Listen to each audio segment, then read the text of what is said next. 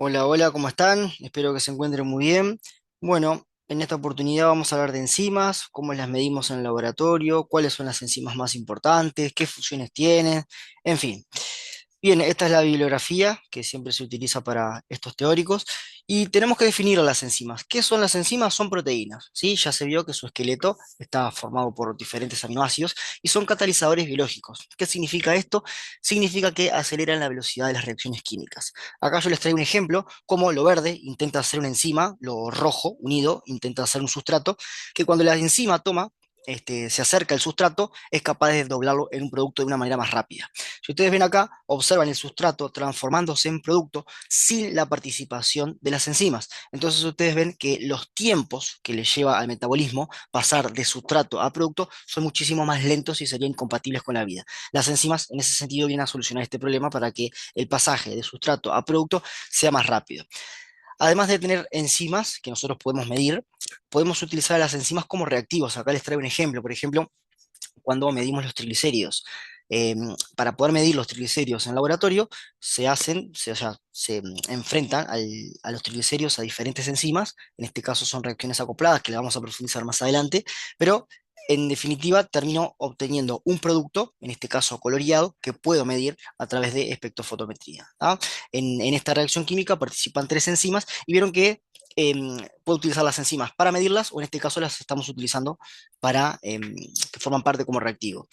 Por ser proteínas, cumplen con la estructura primaria, secundaria, terciaria, con su conformación nativa, que esto lo vamos a profundizar cuando veamos proteínas, y son saturables. Vamos a ver que las enzimas, al tener un solo sitio activo donde puede catalizar el sustrato, lo hace a la vez, de a un sustrato a la vez. Es por eso que decimos que las enzimas son saturables. Acá lo que tenemos son diferentes partes de las enzimas. Cuando la enzima va a hacer su trabajo de catalizar un sustrato hacia un producto, para trabajar muchas veces la enzima que está acá marcada con color verde necesita de algún grupo prostético, ¿tá? Que puede ser un ion, por ejemplo, los iones que más participan son el calcio, son el magnesio, o puede ser alguna otra molécula que se conoce como coenzima, que ayudan a la enzima a poder hacer su trabajo y a catalizar el sustrato en producto. Cuando nosotros tenemos esta imagen, que está la enzima unido a su grupo, a su grupo prostético, decimos que es una holoenzima, y cuando la enzima no tiene a su grupo prostético, decimos que estamos frente a la parte proteica de la enzima, que se llama apoenzima o apoproteína, ¿tá? Esto se los dejo ahí para que ustedes lo puedan leer, es sacado del libro Leninger, de Principios de Bioquímica, son estas definiciones que les comentaba anteriormente. Tenemos que por encima hay un sitio activo que es específico, ahora vamos a ver lo que le da especificidad a este sitio activo, que justamente se encarga de reconocer al sustrato para poder catalizarlo y transformarlo en producto. Acá, por ejemplo, les traigo una pregunta que les pueden hacer, esto sacado de diferentes evaluaciones, que dicen, las coenzimas son formas estructuralmente diferentes que catalizan la misma reacción. Bien, esto, que es algo estructuralmente diferente y cataliza la misma reacción, se denomina isoenzima, ¿tá? O isoforma. Tendríamos que después profundizar un poquito más en esta parte de la afirmación. Pero las coenzimas en realidad no catalizan ningún tipo de reacción, ayudan a que la enzima principal catalice la reacción principal. ¿Tá? Por eso acá se puso falso y se puso un tic. Acá les traigo cómo se respondería esta pregunta. ¿Qué más tenemos por acá? En esta presentación les traigo específicamente el análisis del sitio activo. ¿Por qué el sitio activo decimos que es específico para la enzima? Bueno, este sitio activo acá, intento dibujarlo con estas pelotitas, son aminoácidos. Es una secuencia de aminoácidos específica que por complementariedad el sustrato encaja directamente acá. Esto es justamente lo que le da especificidad. Esta secuencia de aminoácidos, acá por ejemplo les traigo algunos de ellos, tienen diferentes cadenas laterales, los aminoácidos, que le dan carga. ¿Tá? Entonces, esta parte del sitio activo también tiene una especie de atracción por el sustrato que favorece esta interacción. Entonces, cuando esto sucede, se favorece el encastramiento, por así decirlo, del sustrato en lo que es el sitio activo de la enzima, y después la enzima hace su trabajo de transformarlo en producto. ¿Tá? Y así es como funciona esta parte catalítica del sitio activo, ¿tá? Que es la que reconoce al sustrato. Bueno, acá es un poco lo mismo. El pH intracelular de alguna manera no favorece a que las moléculas realicen una transformación y las enzimas están para ayudar. ¿Qué sucede? Cuando uno intenta escribir lo que pasa en la reacción, por un lado tiene la enzima, por un lado tiene el sustrato, por un momento transitorio se forma el complejo enzima-sustrato, por otro momento transitorio, antes de liberar el producto, la enzima lo tiene todavía en su sitio activo, para después de cierta cantidad de milésimas de segundo, volver a hacer la enzima libre y el producto como forma separada. ¿Tá? Lo que les traigo acá arriba es lo que les estaba comentando anteriormente de la energía de activación. Lo vamos a ver en la presentación que viene acá. ¿Qué sucede? En esta línea que ustedes ven acá es la transformación de sustrato en producto. Ustedes ven que necesita una energía bastante mayor que cuando el sustrato se une a la enzima. ¿Tá? Es por eso que se dice que el complejo enzima-sustrato, o mejor dicho, la enzima, lo que hace es pasar de sustrato a producto, facilitar el pasaje de la molécula de sustrato a producto, disminuyendo la energía de activación. ¿Tá? Ustedes pueden ver acá como, por ejemplo, cuando no hay enzima, la molécula que va a pasar de sustrato a producto sin ella, empieza como lo que está acá a la izquierda, romper enlaces, formar otros, cambiar cargas positivas por cargas negativas, ¿tá? Es como que se empieza a desestabilizar, genera nuevas interacciones, hasta que llega a un nivel de energía que el sustrato se convierte en producto, ¿tá? Pero necesita una gran energía para que eso suceda. Cuando aparece lo que es la enzima reconoce al sustrato, se une, forma producto, aún no lo libera, porque recordemos que esto tiene ahí una porción de segundos, de milésimas, que es transitorio, y después la enzima vuelve a quedar libre para ir a buscar más sustrato. ¿Tá? El objetivo acá, con esta gráfica, es que ustedes vean cómo las enzimas disminuyen la energía de activación para poder pasar de sustrato a producto. Entonces, una de las preguntas que puede surgir es que, bueno, nada, lo hagan completar, qué es lo que sucede en la línea punteada, qué es lo que sucede en la línea continua, y también les pueden preguntar, bueno, cuál es la reacción específicamente que se da, ¿tá? Que es lo que estuvimos hablando hace unos segundos. ¿Tá? Acá les dejo la verdadera. Bien, otra cosa que pasaba es que teníamos problema con la nomenclatura. ¿Qué sucede? Había enzimas que tenían el mismo nombre, entonces uno no sabía bien a cuál se refería, y había una misma enzima que tenía dos nombres. Entonces, de alguna manera, para que esto no sucediera más, la Unión Internacional de Bioquímica lo que hizo fue crear como una nomenclatura universal basada en la función. Se pusieron a ver que las enzimas tenían diferentes funciones de óxido-reducción, que transferían diferentes grupos de un sustrato hacia otro, bueno, en fin. Entonces decidieron darle diferentes números y hay clases y subclases. Acá, por ejemplo, les traigo que la exoquinasa es el nombre que nosotros utilizamos vulgarmente para comunicarnos, pero cuando uno va a buscar el número clasificatorio, no es exoquinasa como tal, sino que es 2.7.1.1. ¿Qué significa esto? Bueno, dijeron, exoquinasa, ¿qué es? Es una transferasa, ¿tá? Ustedes ven acá, grupo 2 transferasa. Bien, y dentro de la transferasa hay una subclase porque hay muchas enzimas que transfieren grupos. Hay algunas que transfieren grupos fósforo, hay otras que transfieren grupos oxidrilos. En este caso, se clasificó como 2.7 porque el punto 7 es una subclase de transferasa que justamente era fosfotransferasa. Y después, bueno, hay algunas disquisiciones que en este caso tenemos que es una fosfotransferasa con un hidroxilo como aceptor y que, bueno, participa la glucosa. A ver, nadie les va a preguntar cuál es el número clasificatorio de la isoquinasa, pero sí tenemos que saber que para todos hablar en el mismo idioma y para lograr una mejor comunicación, existe una nomenclatura universal que justamente le da nombre a las enzimas basándose en gran medida en su función. ¿Ah? Es para de alguna manera evitar ambigüedades y que pasara esto, ¿no? De que una enzima tenga dos nombres y muchas veces había un mismo nombre para enzimas distintas. ¿No? Bien, esto sí es importante. Hay factores que interfieren en la velocidad de la enzima. Y esto hay que tenerlo muy en cuenta cuando cuando lo ve en la cubeta de reacción, empieza a entender por qué la enzima anda más lento o anda más rápido. ¿Qué sucede? La temperatura es un factor fundamental porque las enzimas tienen una temperatura óptima de actividad que es la misma que tenemos en el cuerpo a 37 grados. Por debajo de 37 grados, la enzima trabaja más lenta, entonces de alguna manera no cataliza a la misma velocidad. Es por eso que ustedes cuando vean las pruebas de laboratorio pueden hacerlo a 37 grados y a 25, y se van a dar cuenta que a 25 grados los valores de referencia son menores, y esto no es casualidad, sino que la enzima, como está a una temperatura menor, trabaja más lento. Por otro lado, cuando yo aumento la temperatura mayor de 37 grados, la puedo desnaturalizar y ahí en realidad se me desnaturaliza la enzima, se me desnaturaliza el sitio activo, por ende la enzima no puede funcionar. Por eso la velocidad de formación del producto ustedes ven que disminuye drásticamente. Otra cosa que afecta la velocidad es el pH. Si ustedes ven, por ejemplo, incluso esto es fundamental para aquellos que diseñan las condiciones de reacción. Si voy a medir la fosfatasa ácida, ustedes ven que la máxima actividad es alrededor de un pH de 4, mientras que para la fosfatasa alcalina el pH donde mejor tiene su desempeño es a un pH de 10.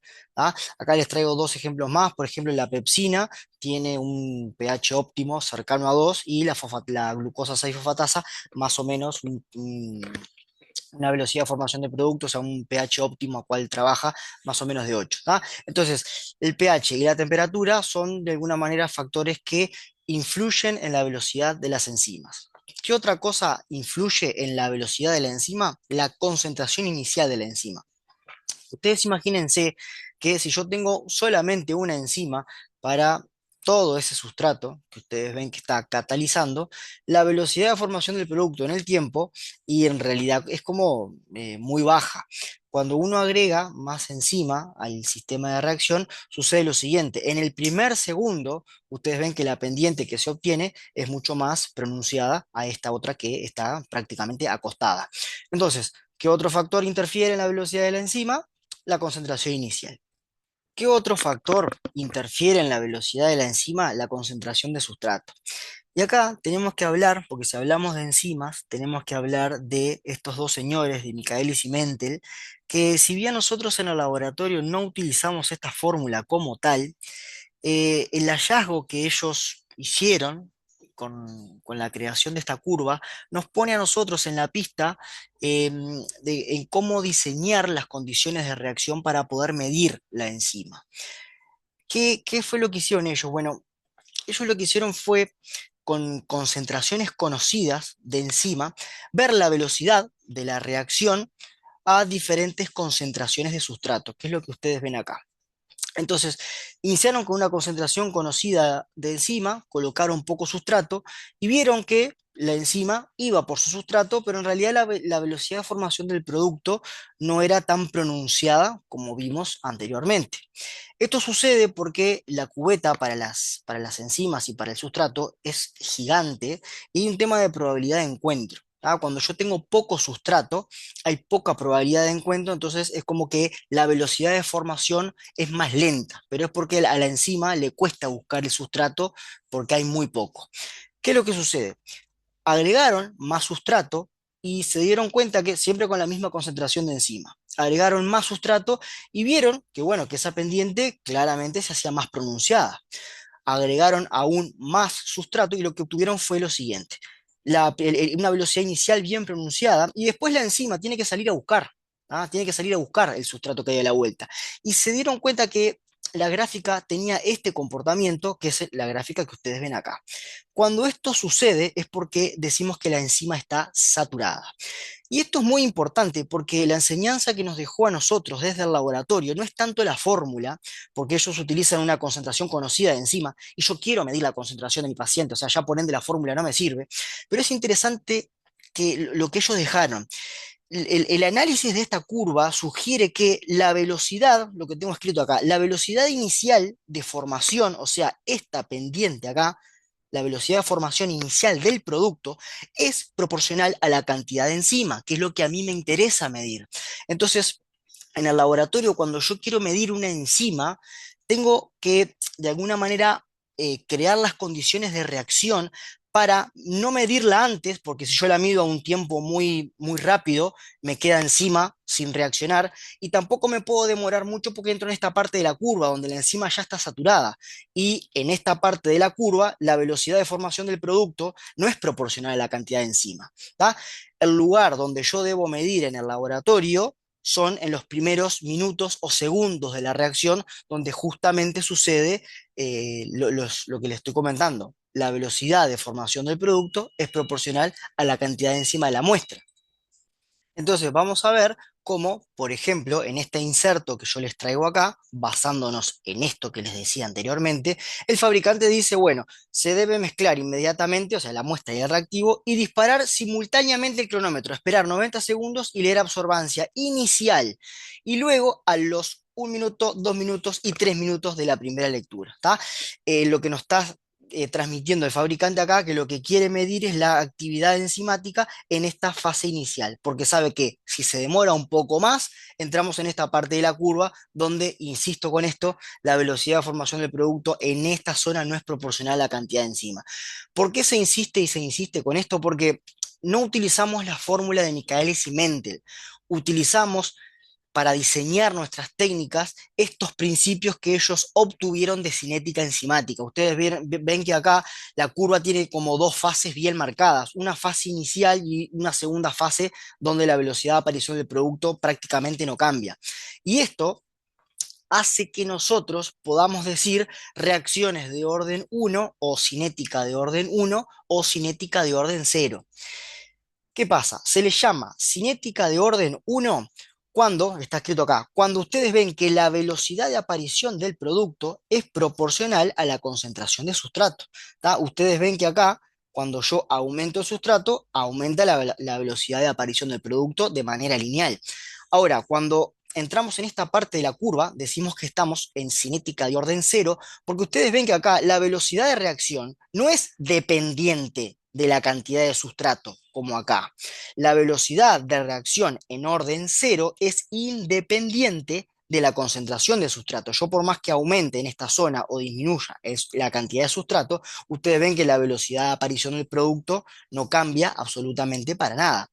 Lo interesante de esto es que para nosotros en el laboratorio poder medir esta fase inicial sin medirla cuando ya la velocidad del producto está prácticamente acostada, yo debo saturar la enzima, porque si yo saturo la enzima, lo que hago es, de alguna manera, si yo la saturo y mido en los primeros minutos, estoy midiendo en esta fase lineal. Pero para medir en esta fase lineal yo la tengo que saturar. ¿Ah? Tengo que tener la precaución de medirla en este punto, pero sin pasarme para esta zona de la gráfica, que no, ya no estaría siendo fiel a la hora de decir que el producto es proporcional a la cantidad de enzima.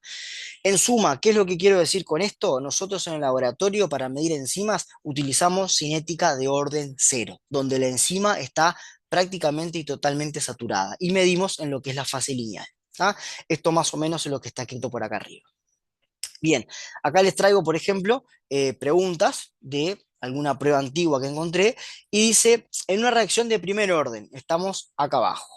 A bajas concentraciones de sustrato, o sea, acá, existe una relación directa entre la concentración de sustrato y la velocidad de reacción. Y en realidad ustedes ven que eso es verdadero, porque a bajas concentraciones de sustrato hay una relación directa entre la concentración de sustrato y la velocidad de reacción. Por eso, acá se puso que es falso, pero en realidad esto es verdadero. Estas son algunas preguntas que les pueden llegar a hacer. O otras cosas, bueno, con respecto a la cinética enzimática. Defina el concepto de orden cero con respecto a la concentración de sustrato. Cinética de orden cero, lo que vimos recién, significa que la velocidad de la enzima es independiente, estamos acá arriba, independiente de la concentración de sustrato. En este punto la enzima está totalmente saturada y a velocidad máxima. Algunas de las cuestiones, algunas de las preguntas que se pueden llegar a encontrar con respecto a este tema de orden cero y de orden uno. Bien, otras cosas que nos pueden preguntar, bueno, 4 factores que afecten la actividad enzimática. Acá los tienen, fue los que hablamos hace instantes nada más. ¿Y qué es lo que sucede? Si bien, insisto con esto, nosotros no trabajamos con esta fórmula, tenemos que desglosarla, porque ya les digo, si hablamos de enzimas, tenemos que hablar de Michaelis y Menten y tenemos que hablar de esta forma, de esta fórmula. ¿Qué es lo que pasa? Ellos podían, de alguna manera, conocer esta velocidad inicial o velocidad de aparición del producto, siempre y cuando la concentración de enzima fuera conocida, y tenían en cuenta esta fórmula. ¿Qué me dice esta fórmula? Bueno, ellos para averiguar esta velocidad inicial necesitaban la velocidad máxima de la enzima, que esto ya está estudiado y ya está escrito en tablas. Necesitaban también conocer la cantidad de sustrato que le estaban colocando a la enzima y necesitaban saber el Km, que es lo que vamos a profundizar ahora. ¿Tá? Con estos tres datos ellos eran capaces de alguna manera, con concentración conocida, ¿tá? Saber cuál es la velocidad de aparición del producto. Entonces, vamos a hablar un poquito del km, porque en realidad la velocidad máxima está en tablas y la concentración de sustrato la puedo obtener porque yo soy quien le pongo sustrato, entonces yo conozco ese valor. El km es de alguna manera un grado de afinidad, ¿tá? Que tiene la enzima por su sustrato. ¿Qué es lo que sucede? Se define estrictamente, el km es la concentración de sustrato, es una concentración, donde la enzima está saturada al 50%. Acá les muestro una gráfica que ahora la vamos a profundizar un poquito más adelante. Pero así es como se define el km y ahora se los voy a mostrar. ¿Qué pasa? En nuestro cuerpo hay diferentes enzimas que catalizan la misma reacción. Acá les traigo un ejemplo de ello. Tenemos la hexoquinasa, que está preferentemente en el músculo, y la glucoquinasa, que está preferentemente en el hígado. Dos enzimas que catalizan la misma reacción y van a ir a buscar a la molécula de glucosa. Pero miren esto, cuando yo le doy play acá, ustedes ven que la hexoquinasa va a buscar a la glucosa de manera más rápida que la glucoquinasa. Entonces decimos que la hexoquinasa tiene una afinidad superior. Si ustedes ven acá, acá tenemos el 100% de saturación, el 50% sería más o menos por acá. Y cuando yo quiero bajar a encontrar la concentración a la cual la enzima se satura el 50%, ustedes ven que es nada. Se satura la enzima al 50% a una concentración de glucosa mínima. Eso me habla de que tiene una gran afinidad. En cambio, cuando ustedes ven la gráfica de la glucoquinasa, este es el 100% de saturación, bajo acá el 50% anda más o menos por aquí. ¿Ah? Ustedes ven que la concentración de sustrato para la glucoquinasa anda entre el 5 y 10, más o menos, milimol de glucosa en sangre. ¿Qué significa más Km? Significa menos afinidad. Cuando pongo a estas dos enzimas juntas, lo que sucede es esto, que la hexoquinasa va de manera muchísimo más rápida que la glucoquinasa. Y esto tiene biológicamente una explicación. La hexoquinasa, como está en el músculo es un órgano que necesita glucosa constantemente para moverse. Y no está bueno que la glucoquinasa se lo saque de manera rápida. La glucoquinasa está en el hígado, donde normalmente sí metaboliza glucosa, pero normalmente la utiliza entre otras cosas, para ayudar a la formación de glucógeno. Entonces, sería muy loco que la glucoquinasa se quede con toda la glucosa del organismo en el hígado y el músculo no tenga cómo conseguir energía. Es por eso que el organismo, nuestro propio cuerpo, diseña enzimas que hacen lo mismo, pero le da prioridad a los órganos que necesitan glucosa para poder seguir con su metabolismo diario. ¿Ah? Entonces, cuando nosotros colocamos, insisto con esto, cuando nosotros colocamos a la glucoquinasa y a la hexoquinasa juntas, van a ver acá arriba como las dos gráficas se forman de manera distinta. Cuando la hexoquinasa termina su trabajo, la glucoquinasa recién va a por su sustrato.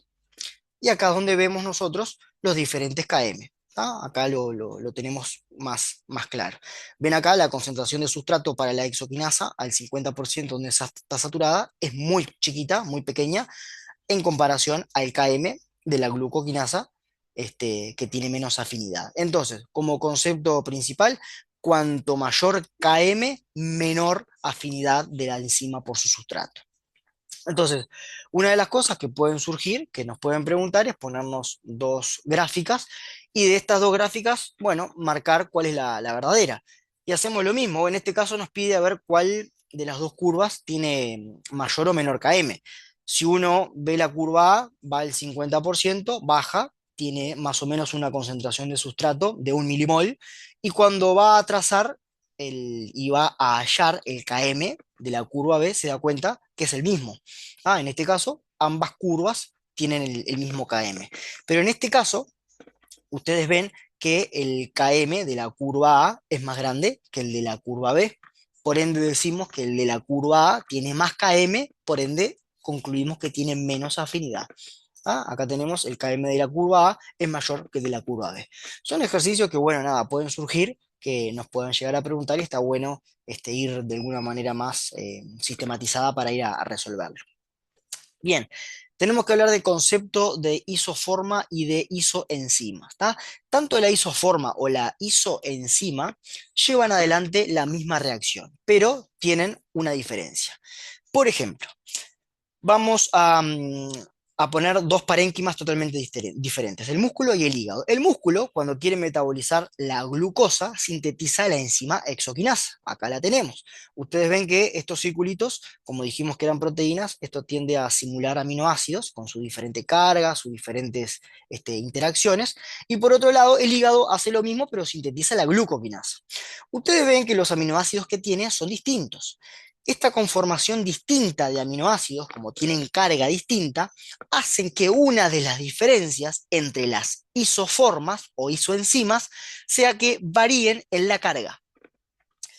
Como esta carga varía, puede hacer que la función de la enzima se vea aumentada o disminuida. Por eso influye en la afinidad. Y si yo tengo una carga distinta y le coloco un campo eléctrico para hacer una electroforesis, van a tener un movimiento distinto en la electroforesis. Cuando tenemos dos enzimas que hacen lo mismo, pero son sintetizadas en diferentes parénquimas, porque utilizan cromosomas distintos, hablamos de que son isoenzimas. Ahora, cuando hablamos que son isoformas, cuando para cumplir la misma función, la enzima original, o la preenzima, por decirlo de alguna manera, sufre una que se llama modificación posttraduccional. Es decir, tengo la enzima que se sintetiza, pero para que sea activa, tiene que recortarse, fosforilarse u oxidarse. La palabra isoforma es como una ayuda a memoria, porque tenemos que se fosforila, se oxida o se recorta. Esto es una isoforma, es una modificación transcripcional que tiene la enzima que le permite cumplir su función. ¿Qué modificaciones? Se recorta, se fosforila, se oxida, se fosforila, se oxida, se recorta. En la palabra isoforma está metida estas tres modificaciones que se dan después de que la enzima se transcribe. Entonces, insisto con esto, isoenzimas son codificadas en cromosomas diferentes, tienen diferencia en la afinidad, en la carga y por supuesto en la electroforesis, y una isoforma son modificaciones posttraduccionales de recorte, fosforilación u oxidación. Ahora, nosotros en el laboratorio, ¿cómo medimos las enzimas? La podemos medir e informar en unidades de masa o informar según la actividad enzimática, es decir, cuántos micromol aparecen por minuto. Las primeras son mucho más caras, normalmente no están disponibles, se utilizan anticuerpos monoclonales específicos para poder medir las enzimas, y acá la idea es lo siguiente: la cubeta se coloca sangre del paciente, donde está la enzima a medir, y se colocan anticuerpos monoclonales. Entonces, el anticuerpo monoclonal va a ir directo a la enzima de interés y va a generar, en este caso, una turbidez, puede generar una luz, en fin, va a generar una señal, que esta señal es medida. En este caso puse la turbidez, es medida y después se extrapola una curva de calibración, y acá me dice la concentración de enzima en unidades de masa, en este caso en nanogramos mililitro. Se utiliza poco, lo que más utilizamos es la actividad enzimática. Normalmente lo que hacemos es medir la aparición de un producto, pero también, como les voy a mostrar al final, puedo medir la disminución del sustrato. ¿Qué es lo que sucede? Acá les traigo el ejemplo de la fosfatasa alcalina. La fosfatasa alcalina es una enzima que yo quiero medir, entonces les doy su sustrato, que es este que está acá, el p-nitrofenilfosfato. que la fosfatasa alcalina lo va a desdoblar a P-nitrofenolato. Entonces, cuando la enzima se encuentra con su sustrato, lo que sucede, ¿tá?, es que lo desdobla a producto, se va a generar esta misma curva que nosotros ya aprendimos, que lo descubrió Michaelis y Mendel, pero lo interesante de acá es que nosotros ya sabemos que vamos a medir acá, en estos primeros minutos de la reacción. En estos primeros minutos que aparece el producto va a ser un producto coloreado que yo lo voy a poder medir, le voy a poder medir la absorbancia. Entonces, la absorbancia la extrapolo a una curva de calibración y me dice la cantidad de unidades internacionales que yo tengo que informar. La cantidad de unidades internacionales, que son las unidades en las cuales medimos las enzimas. ¿Tá? En este caso, puntualmente para la fosfatasa alcalina, el fabricante nos dice, tenés que medir a la cierta cantidad de minutos o a la cierta cantidad de segundos. Otra forma que tenemos también de medir, esto por supuesto está escrito en los insertos y nosotros hacemos caso a esto, el fabricante nos puede diseñar una técnica de que sea de monitoreo continuo, de punto final o de dos puntos. ¿Qué significa esto? Bueno, conociendo, vieron que esta es exactamente la misma gráfica que hemos estado analizando, ¿verdad? El fabricante nos puede decir, bueno, tenemos que medir la absorbancia al minuto, a los 2, a los 3 y a los 4 minutos. ¿Por qué? Porque él sabe, como descubrieron, insisto con esto, Michaelis y Mendel, él sabe perfectamente que en esta fase lineal la cantidad de aparición del producto es proporcional a la cantidad de enzima. Entonces nos dice, medí al minuto, a los 2, a los 3 y a los 4 minutos. Esto se llama monitoreo continuo, porque justamente estamos como monitorizando toda esta fase lineal. O también nos puede decir, medí dos veces o medí una sola. En caso de que nos diga que midamos una vez sola, por ejemplo, a los 4 minutos, se llama de punto final. O en caso de que nos diga, tenés que medir al minuto o a los 4 minutos, se denomina a dos puntos. ¿Va? Son dos maneras que ustedes van a ver que los insertos lo mencionan. Bien, nosotros podemos medir enzimas o, como hablamos en la primera diapositiva, podemos utilizar a las enzimas como reactivos. En este caso les traigo el ejemplo de los triglicéridos, donde yo para medir los triglicéridos necesito la ayuda de una enzima que me desdobla estos triglicéridos en estos productos. Que estos productos en el laboratorio me es difícil medirlo, entonces las acoplo a una segunda reacción que me va a dar estos productos que no los puedo medir en el laboratorio, pero estos productos son sustrato de una tercera reacción que me genera un producto coloreado, que este producto coloreado yo lo puedo medir en el laboratorio. Cuando tengo como estas interacción de enzimas en escalón, si se quiere, decimos que son reacciones acopladas, donde el producto de una reacción es el sustrato de la siguiente. Entonces nos pueden preguntar, bueno, ¿cómo se llaman las diferentes enzimas? ¿Ah? ¿Qué rol cumplen las diferentes enzimas? Entonces, la primera enzima siempre es la enzima principal, ¿tá? Justamente se denomina principal porque es la que está catalizando el sustrato que a mí me interesa.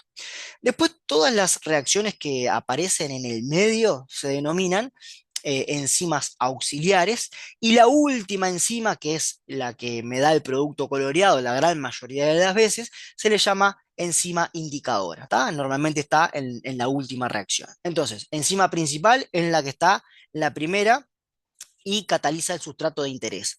Enzima indicadora es la que está en la última reacción y es justamente la que puede generarme el color que voy a medir. Y enzimas auxiliares, todas las que están entre medio. Bien, tenemos que hablar de inhibidores, competitivos o no competitivos. ¿Qué sucede? La enzima puede estar frente a algún fármaco, ¿tá? Y su acción se ve en ese caso disminuida, ¿tá? Esto se hace en farmacología para poder disminuir la actividad enzimática, porque tenemos enzimas que no queremos que trabajen mucho. Entonces, se le llama inhibidor competitivo a justamente aquel inhibidor que compite por el sitio activo de la enzima. Entonces, ¿qué pasa? Tenemos la enzima, en amarillo el sustrato habitual y en rojo el inhibidor competitivo. ¿Qué es lo que sucede? Hay enzimas que van a ir por su sustrato habitual y lo van a desdoblar en producto, pero ¿qué pasa? Hay otras enzimas que, como el inhibidor competitivo es igual, ¿tá? Lo que hacen es unirse a este inhibidor competitivo. Por ende, obviamente no tengo producto. Por ende, la velocidad de formación del producto va a ser menor. ¿tá? ¿Qué es lo que se destaca de esta gráfica? Es que cuando hay un inhibidor competitivo, la enzima, como prefiere al inhibidor competitivo, es de alguna manera como que me baje la afinidad. Entonces, si me baja la afinidad, me aumenta el KM, que es la diferencia, que es lo que sucede cuando nosotros tenemos un inhibidor competitivo en nuestra muestra. ¿Tá? Entonces, cosas a llevarse: cuando tenemos un inhibidor competitivo, la enzima, acá le puse entre comillas, se confunde, pero para ponernos en la pista de que prefiere al sustrato, prefiere al inhibidor. Entonces, si yo prefiero al inhibidor, de alguna manera mi afinidad disminuye. Y si mi afinidad disminuye, me aumenta el KM. ¿Ah? Eso pasa con los inhibidores competitivos. Con los inhibidores no competitivos surge otra cosa. El inhibidor no competitivo se une en otro lugar que no es el sitio activo. ¿Ah? Se une en otro lugar diferente. Entonces, acá lo que tenemos es lo siguiente. Tenemos la enzima que va a ir por su sustrato y después tenemos al inhibidor no competitivo que se une, ustedes ven acá, en otro lugar que no es el sitio activo, se une en otro lugar. ¿Qué es lo que sucede? Cuando está la enzima sola, la inactiva, pero también el inhibidor no competitivo actúa cuando la enzima tiene contacto con su sustrato. Entonces, lo que sucede es que no la deja formar producto. Entonces, de alguna manera es como que yo tuviera menos enzima. Si yo tengo menos enzima, entonces tengo menos velocidad. Entonces, esta es la curva que a mí me queda. ¿Me cambia el KM? No, no me cambia el KM, porque en realidad la enzima no prefiere otro sustrato. La enzima está inactiva. ¿Tá? Es la diferencia que tenemos con los inhibidores competitivos. Como cosa grande, el inhibidor no competitivo se une en otro lugar, ¿tá? Diferente al sitio activo. Y el no competitivo no me afecta el KM, y lo vemos en esta curva. Lo que sí genera el inhibidor no competitivo es una disminución de la velocidad máxima, porque en realidad es como que yo tuviera menos enzima trabajando, porque está inactiva. Ahora tenemos que estudiar un poquitito dónde están las enzimas, porque en realidad uno saca sangre pensando que todas las enzimas están en la sangre, pero en realidad tenemos enzimas que están en el intracelular y en el intravascular. Las enzimas que están en la sangre son principalmente las proteínas de la coagulación. Tenemos en el endotelio vascular también la lipoproteína lipasa, la LCAT, que las vamos a ver más específicamente cuando veamos triglicéridos, pero están de manera constante. Y después en el intracelular tenemos enzimas citoplasmáticas, intramitocondriales y en los lisosomas. ¿Tá? ¿Qué sucede? La cantidad de enzima que hay en el intracelular es muchísimo más que la que hay en el intravascular. Entonces, ¿qué sucede? Cuando hay alguna célula que se rompe, este gradiente de concentración favorece que todo lo que hay en el intracelular vaya hacia la sangre y nosotros lo encontremos cuando hagamos la extracción.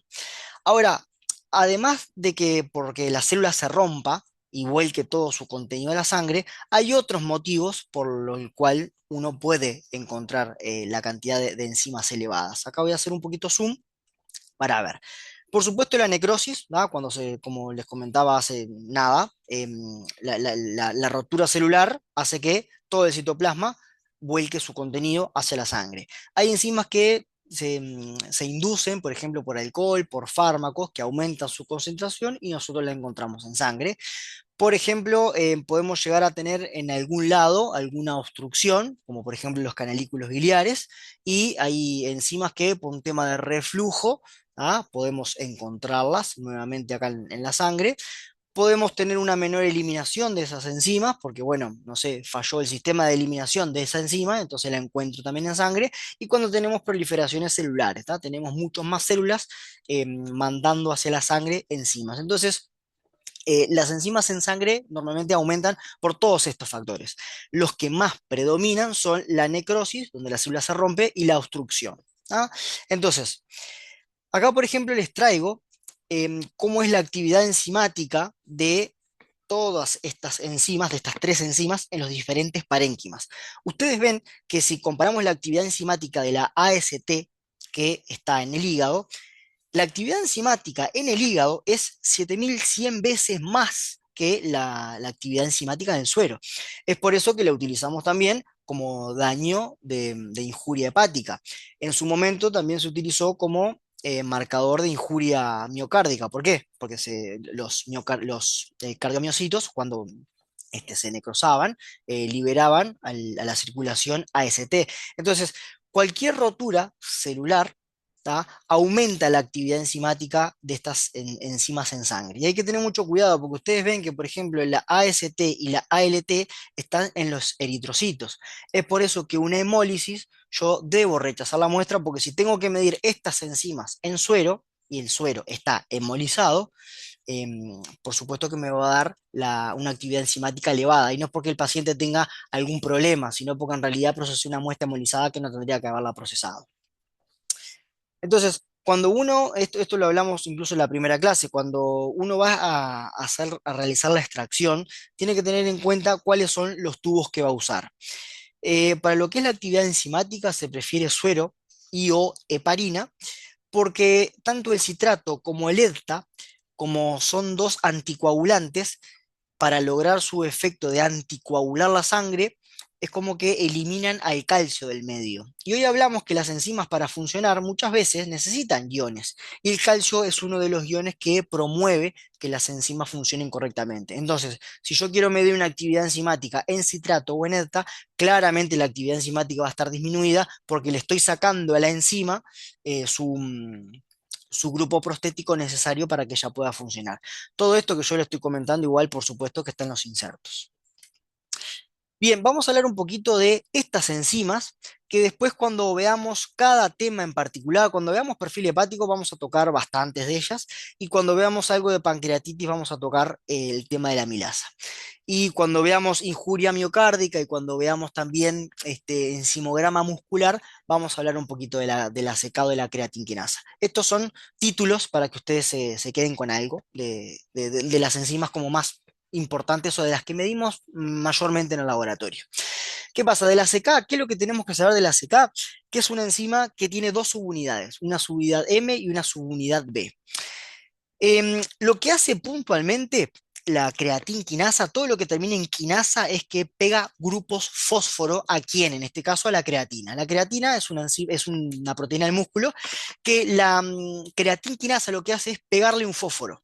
¿Tá? Cuando la creatina tiene un fósforo pegado, de alguna manera oficia de ATP para darle al músculo, para que el músculo tenga una fuente de ATP si lo necesita más rápido. ¿Tá? Esa es la función básicamente de la CK, pegarle un grupo fósforo a la creatina.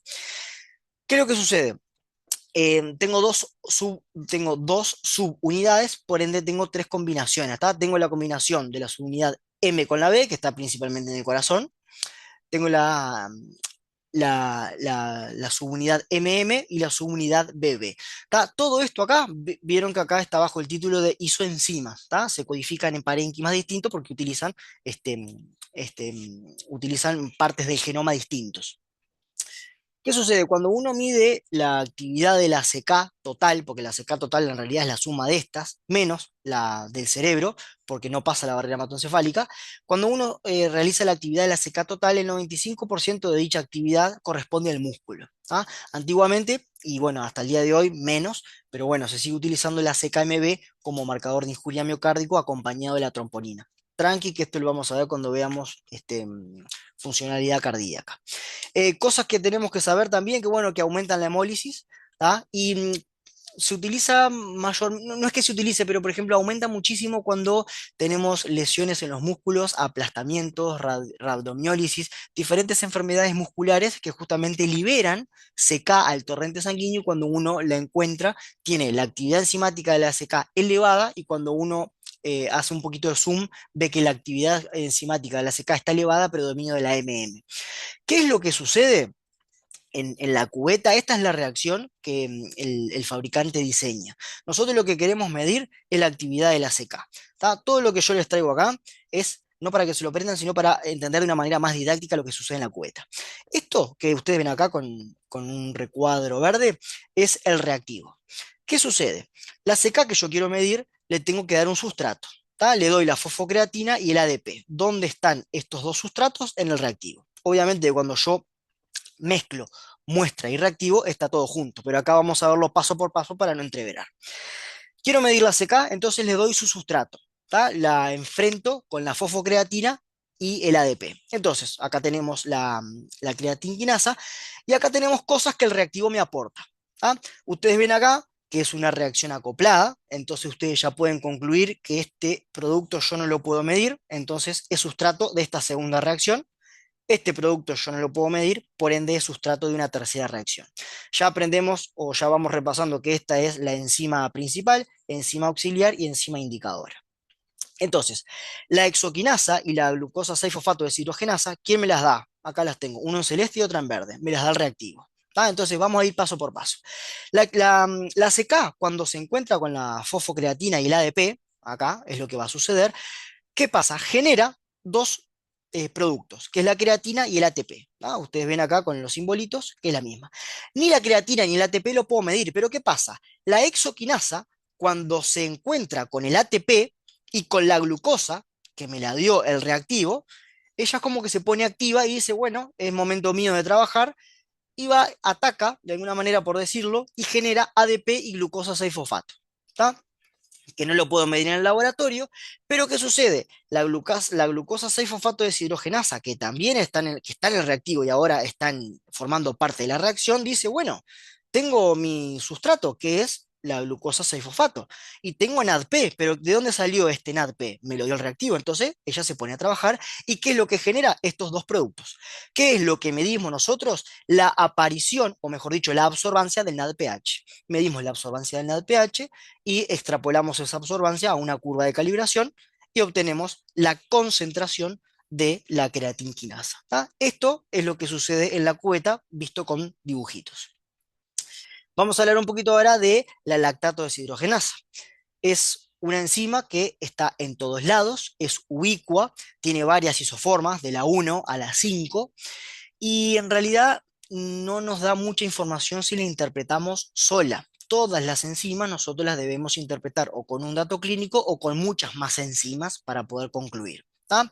¿Qué debemos saber de la LDH? Bueno, si ustedes recuerdan, cuando la enzima cuando la enzima no, cuando la célula introduce glucosa dentro de su citoplasma, se lleva a cabo la glucólisis, que es la transformación de la glucosa hasta piruvato. Este piruvato, cuando hay oxígeno, puede entrar al ciclo de Krebs, metabolizarse y generar energía, pero cuando no hay oxígeno, forma lactato. ¿Quién es la encargada de hacer el pasaje de piruvato a lactato? La LDH. Pero la LDH juega para los dos lados, porque tiene la capacidad de pasar de lactato a piruvato. Con esto en mente, los fabricantes diseñan el siguiente test. Yo quiero medir la LDH, por ende le doy su sustrato. ¿Cuál es su sustrato? El lactato. ¿Tá? Acá ustedes lo que ven es que le voy a dar a la LDH lactato. ¿Con qué se lo doy? Con una coenzima que es la coenzima NAD. Frente a estos dos sustratos, la LDH se pone a trabajar y ¿qué es lo que forma? Forma piruvato y NADH. ¿Qué es lo que nosotros vamos a medir en el laboratorio? La aparición o la absorbancia del NADH y la vamos a extrapolar a una curva de calibración donde nos va a decir las unidades internacionales que tenemos que informar. Acá dice CK, pero debería haber decir LDH. Ahora, ¿qué pasa? Como yo sé que esta enzima juega para los dos lados, los fabricantes inventaron una cosa al revés. En vez de darle lactato y NAD como le doy acá, le doy piruvato y NADH. ¿Para qué? Para que ella forme lactato y NAD, que es lo que pasa acá. Esta es otra reacción donde la enzima termina formando lactato y NAD. Y ustedes dirán, bueno, entonces acá vamos a medir la aparición del NAD. Pues no, señores. Como yo parto de una concentración conocida de NAD, y la reacción hace que se consuma, yo puedo medir el consumo, puedo disminuir la disminución de la absorbancia. Entonces se hace una curva de calibración que ustedes ven que es totalmente decreciente a diferencia de las que hemos visto. ¿Tá? Entonces, acá donde venía lo que yo les comentaba, o medimos aparición de producto o medimos disminución de sustrato. Acá tenemos dos ejemplos como los fabricantes se dan la idea de que en una mido aparición de producto y en la otra mido desaparición de sustrato. ¿Tá? Bien, esto de las transaminasas lo vamos a profundizar mucho más cuando veamos funcionalidad hepática, pero tenemos que saber que están, como ya aprendimos, en el citoplasma de muchas células, están más concentradas en el hígado, por ende cuando tenemos una alteración hepática, una lesión celular hepática, estas enzimas se vuelcan a la sangre y yo la encuentro. Vamos a hablar más adelante cuál es con dibujitos y demás, cuál es la función para que quede más claro, pero bueno, está, transaminasas transfieren grupos aminos, pero bueno, nada, vamos a dejarlo por ahí para profundizarlo mucho más cuando veamos funcionalidad hepática. ¿Qué es lo que sucede? Para hablar un poquito de la reacción. Esto es más o menos lo mismo. Lo único que hago es ponerle dibujitos para, nada, tratar de entenderlo mejor. Ustedes ven acá que quiero medir la GOT. La GOT es la AST, ¿tá? Que está en la muestra del paciente y yo le agrego, porque el reactivo así me lo provee, le agrego aspartato y oxaglutarato. Cuando la enzima detecta estos dos sustratos, se pone a trabajar y genera oxalacetato y glutamato, que ustedes ya presuponen, como esto es acoplado, que este producto yo no lo puedo medir. Por ende, es sustrato de esta segunda reacción. ¿Que quién va a actuar? La malato deshidrogenasa. La malato deshidrogenasa, que está en el reactivo, detecta oxalacetato y NADH y hace su trabajo y convierte malato y NADH. Al igual que la reacción anterior, yo no mido aparición de NAD, sino que mido disminución de NADH y tenemos otra reacción decreciente de las tantas que tenemos en el laboratorio. Otra de las enzimas que vamos a profundizar cuando veamos funcionalidad hepática es la gamma GT. Vamos a estudiar dónde es que está, pero bueno, acá más o menos les muestro un pantallazo de lo que va a ser esa clase, por lo menos para entenderla ahora. La gamma GT es una enzima que aumenta su concentración cuando requiere detoxificar algún fármaco o detoxificar sobre todo el alcohol. Pero ¿qué sucede? Cuando yo tengo una obstrucción biliar, por sea la causa que sea, la gamma GT y la fosfatasa alcalina son dos enzimas que están en los canalículos biliares. Entonces, cuando hay un stop en alguna parte de los canalículos, toda la bilis vuelve hacia atrás y eso hace que la gamma GT y fosfatasa alcalina de alguna manera pasen de los conductos biliares, deriven para la linfa y termine en lo que es la sangre y nosotros la podamos medir. ¿Tá? Esto lo vamos a profundizar, ya les digo cuando lo veamos específicamente, pero esto es lo que les mostraba. O se induce o por un tema de obstrucción. Y acá son las causas por las que está aumentada. Obviamente que nadie les va a preguntar esto porque es dificilísimo hasta pronunciarlo, pero bueno, tenemos que saber que la gamma GT, yo le tengo que dar un sustrato, que obviamente va a ser el que está en el reactivo. La gamma GT lo va a desdoblar y va a formar un producto que es el que yo voy a terminar midiendo la absorbancia, ¿tá? Como siempre, medimos la absorbancia, la extrapolamos a una curva de calibración y obtenemos las unidades internacionales que nosotros debemos informar, ¿tá? Bien. Seguimos, fosfatasa alcalina, un poquito lo mismo que la gamma GT. Decir que además de que ya sabemos dónde se encuentran los canalículos biliares y demás, la fosfatasa alcalina también es sintetizada por la placenta y por los huesos. Entonces, está bueno siempre cuando vamos a informar el resultado de una fosfatasa alcalina, ver frente a qué paciente estamos, porque puede estar alta. Y es normal en una embarazada, es normal en un adolescente que esté alto porque claramente está creciendo, pero bueno, siempre cuando viene acompañado un dato clínico es mucho mejor para, bueno, uno no estar presuponiendo y entender qué es lo que está pasando. ¿Ah?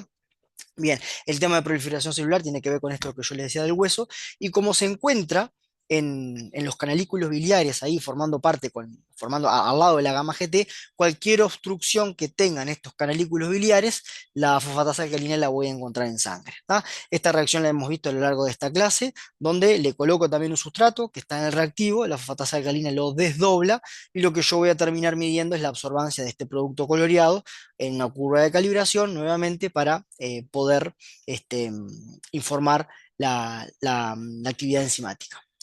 Bien, colinesterasa. Vamos a hablar de la colinesterasa cuando veamos funcionar el enzimograma hepático y vamos a darle mucha atención cuando hay órganos fosforados a la vuelta, porque ¿qué pasa? Los órganos fosforados que son utilizados en pesticidas inhiben a la colinesterasa, por ende no puede cortar la acetilcolina, y la acetilcolina tiene muchas funciones en el organismo, entre ellas la contracción muscular, entre ellas actuar sobre diferentes glándulas. Otras funciones que tiene la acetilcolina es en hacer que el corazón se contraiga más lento. Entonces, por ejemplo, si yo no tengo colinesterasa, la acetilcolina no va a poder ser cortada, entonces va a estar actuando en más. Y si esto pasa en el corazón, un paciente, por ejemplo, va a venir con bradicardia. ¿Tá? Acá también les cuento, insisto con esto es un pantallazo porque estamos hablando de enzima y tenemos que hablar de ellas, pero son títulos. Vamos a ver que hay dos tipos de enzima, una que está en el sistema nervioso central, otra que está más específicamente en la sangre, que se llama pseudocolinesterasa, que la cantidad de colinesterasa me da una buena pista de cómo está funcionando el hígado, entonces nos vamos no vamos a spoilear nada, vamos a dejar toda la info de la colinesterasa para esa clase. Simplemente mostrarles también qué es lo que sucede en la reacción. En este caso tenemos un sustrato que la colinesterasa lo desdobla, ¿tá? Y sobre todo la tiocolina, cuando se encuentra con esta otra sustancia que está en el reactivo, hace que pase de +2, de +3 a +2. Entonces, como ustedes ven acá abajo, de alguna manera el hexanoferrato amarillo pasa a un color, o sea, pasa a ser prácticamente incoloro. Entonces lo que yo estoy midiendo en definitiva es la disminución de la absorbancia, porque si al principio tiene color y después se vuelve un producto incoloro, estoy midiendo la disminución de la absorbancia. Obviamente jugamos nuevamente con la curva de calibración y nos da la cantidad de enzima que tenemos que informar. Bien, amilasa. Amilasa pancreática, amilasa salival, normalmente se utiliza para el diagnóstico de pancreatitis. Vamos a ver la función de la amilasa cuando veamos sobre todo glúcidos, la función que tiene en cortar los enlaces 1,4 de los disacáridos, de las dextrosas, para una mejor absorción de la glicemia, de la glucosa, perdón, de la molécula de glucosa. Y sí, cuando hay sospecha de pancreatitis, uno de los caballitos de batalla que se piden al laboratorio es la amilasa. Hay otra enzima que se llama lipasa, que está menos disponible, pero bueno, cuando veamos pancreatitis o funcionalidad pancreática, la vamos a nombrar. ¿Qué es lo que sucede? También le doy un sustrato, la amilasa lo desdobla, ustedes ya pueden acá intuir que es una reacción acoplada, que tenemos la enzima principal y la enzima indicadora, donde lo que se termina midiendo es la aparición de este producto, también con una curva de calibración, extrapolo la absorbancia y obtengo la concentración. Bien, chicos, esto ha sido todo por hoy. Me parece súper importante recordar, sobre todo en el laboratorio, la gráfica de Michaelis y Mendel, ¿tá? Porque eso nos pone en la pista de por qué nosotros debemos darle a la enzima las condiciones necesarias para la cinética de orden cero. Eso me parece que es fundamental, saber explicarlo. Eso creo que es fundamental poder medulizarlo para poder entenderlo. Así que bueno, nada, quedo a las órdenes para lo que necesiten y bueno, nos vemos la próxima. Saludos para todos.